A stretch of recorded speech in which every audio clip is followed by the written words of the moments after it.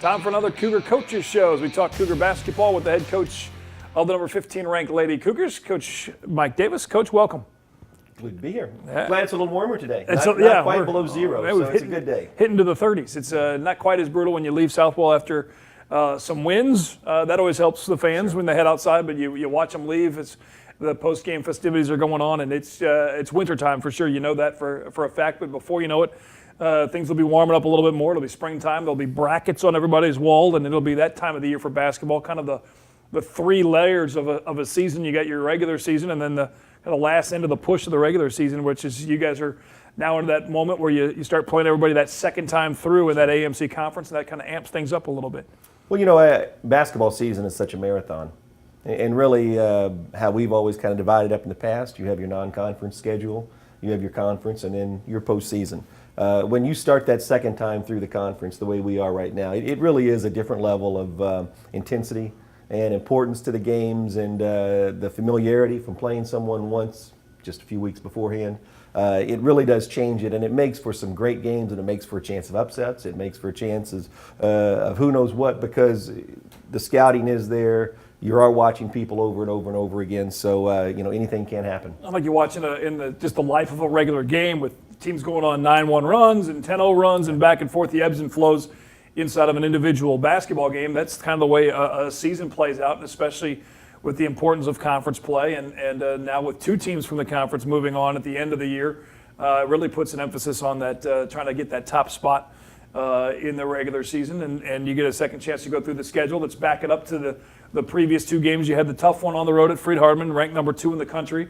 You came back for 2 home games. You kind of tweaked the starting lineup a little bit before the Benedictine game. Take us through the thought process on that and then the win. Well, down at Freed, I was disappointed in how we played. I really thought we would play better than that, and they're a very good team, 2 in the country, and there's a reason they're that way. But I was disappointed in just how we competed, and we came back and we opened everything up. And when I say opened everything up, as far as for playing time, for starting spots and different things, and have 2 different lineups since then.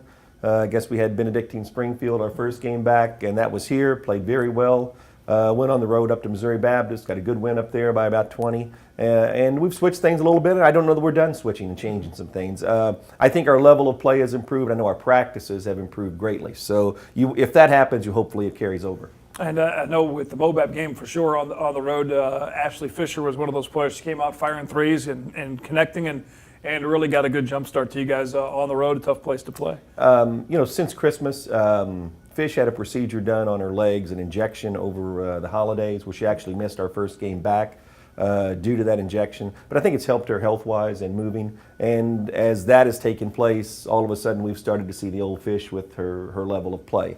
And really the last couple of weeks, she's played at a really high level for us, especially on the offensive end and on the boards. And that's a plus for us when we get her to that level. Generica Bland, newcomer to the team after the holiday break, after the semester flips into classes, and has joined your team and has made a huge impact as far as not just on the stat sheet, but off the court as well. Well, huge body, 6'4" girl to start with, takes up a lot of space on the inside, but if she wasn't 6'4", she'd still be a good basketball player.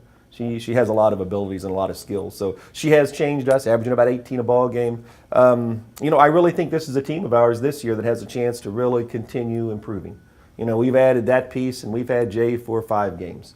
PC, who had the concussion first semester, I could be wrong, but we've had her about 10 or 11 games. So really, we're still a team that I think is figuring itself out, and I think as a coach, I'm trying to figure us out, how we do the best. So, I think February will be a fun month for us to see if we can continue that climb and improve. Well, you start, as I was kind of jotting down some names, and you start going, well, and then all of a sudden you get 3 or 4, and you're like, well, Heather Inglis, one of the highest scored, second all time in scoring on the team, and you start really lining through. You've got a really talented ball club. We really do, and Heather right now has struggled. She's had a strained Achilles for about the last month and a half and has really just worked through it. I think the last week that is starting to improve. She spent a lot of time in the training room and working with our trainers in therapy, and I think that's improving, and as that improves, I think we're going to see her level of play. And I think that's what I'm so excited about, because we have added a couple of these players. Fish coming back, getting rolling. We haven't seen Heather at her best here, second semester yet. So as a coach, and from my standpoint, I'm looking forward to trying to get all those people healthy and rolling on the same page, and sometime in February and March, really seeing how good we can be. You mentioned practices, and I think a lot of people, obviously the fans that come Practice. Practice. You know, that's the magic word for a coach. Practice. Sure. The fans that come out to the game, obviously that's that. You know, besides they see the game, the game face and pregame and postgame and all that stuff. The practices are obviously a huge part of implementing the system and the game planning, but it's also where the team kind of gels and comes together and continues to build that momentum of that winning kind of helps with, obviously. Well, there may be some people as players or some coaches that, you know, can flip the switch and say, okay, we're not going to practice hard, we're not going to work hard here, but we're going to flip that switch and still be okay. I know as long as I've coached, I've never really seen that. And this is a team that's improving in our practices, becoming much more competitive. You know, I think Corey Hamilton is huge in that. If you see how Corey practices every day, you know, she just has a huge motor, huge motor. Danielle Duncan is someone who has really improved her practice habits. And, you know, when you have 2 or 3 people start to do that, then all of a sudden, well, I don't want to get left behind. No. You know, hey, so-and-so just got the best of me on a play. And it was kind of funny the other day, we had Generica matched up against Corey Hamilton. So, you know, about, let's see, let me do the math here, but, you know, 8 or 9 inches difference.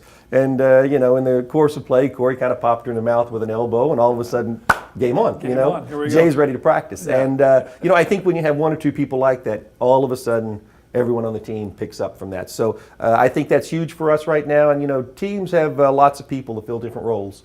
And great teams and teams that really get good, people figure out those roles and value them, and they're cherished. Talking with head coach Mike Davis of the Cougars at number 15 in the top 25 rankings, 10-1 in the record of the AMC conference, trailing only Freed Hardman at the top spot. You mentioned those 2 girls there with Corey and with Danielle. They also had a big couple games ago with 10 points each, and another one of those. You know, maybe they're not starters, but they certainly have their role and they're coming in. And Tierney as well is showing that she can really dish the basketball. 7 assists and another big win the other night. You know, I think this team has we can give you a lot of different looks by different personnel in there.